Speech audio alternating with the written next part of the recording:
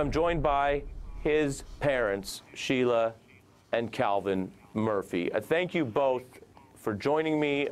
This is a difficult topic anytime, and especially, I imagine, right now. I guess I want to start, Ms. Murphy, by asking you to tell us about your son. My son was a good boy. He liked to laugh. He loved his country. Yes. He loved his wife and his two boys. It was in his blood to join the military, but he wanted to do more for his country, so he volunteered to become a ranger, which he did, one of the Army's elite. And it was just his goal to go and fight against evil for this world, for this country, and for his family.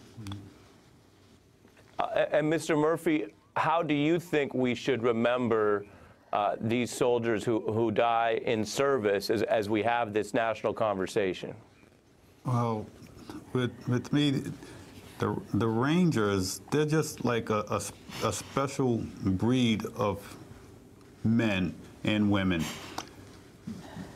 I don't think they should die, but they go serve their company because everything that they have to go through to get where they are, it's just a tremendous accomplishment. And they do things behind the scenes that no one knows about.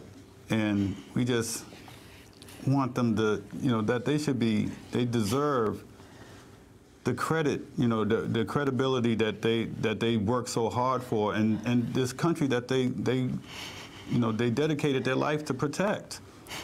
And so it's kind of hard when people kind of overlook that.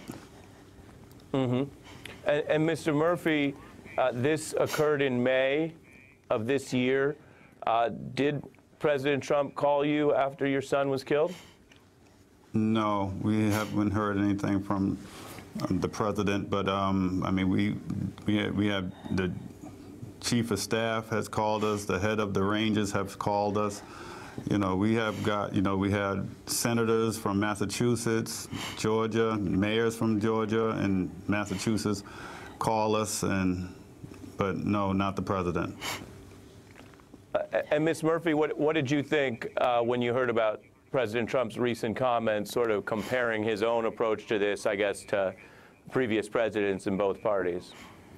Well, I just want to give my honest opinion.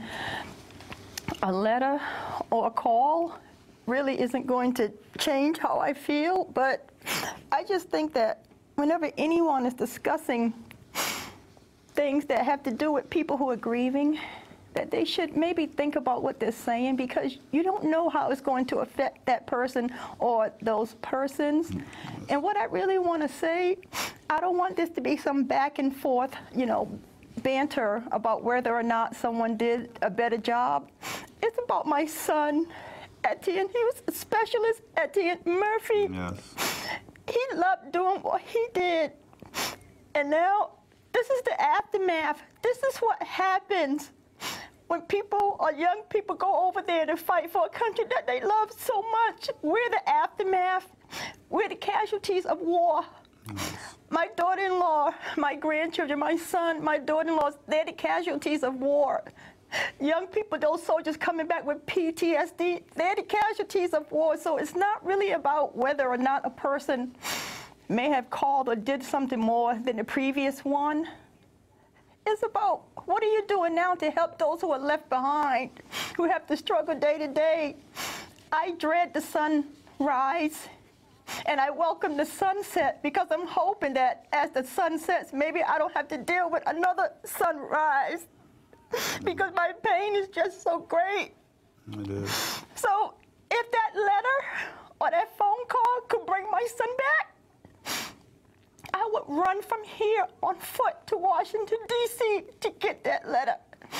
But right now, it really doesn't matter who did the greatest thing. What matters right now is that people remember my job.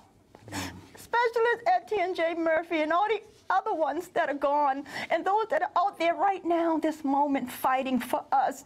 Remember them. Put the spotlight on them. and not on anything that has to do with whether or not someone did something that the other person didn't do, because it doesn't matter to me right now. Yeah, that's I just true. want my child back. I just want my child. He is their commander-in-chief. He's their commander-in-chief, and every life matters. Yes, it all does. Yeah, All so, lives I mean, matter. he's the one who ultimately has to make the decision for them to go. So, I mean, he should care about each soldier and every family. But it's okay, Well, because I've learned not to depend on man. I understand that President Trump may have been busy. I understand that he may not have the compassion or the concern that I have, because it's my child. So it really doesn't matter to me whether or not I receive a call or a letter, because I do understand how people are and how this world is. It's just, it is what it is. I'm just trying to let people know about my son and the many countless others, and I just don't want them to be forgotten. I don't want it to be about a phone call or a letter not being received, but more so about what are we doing now to honor them, and what are we doing now to help their families.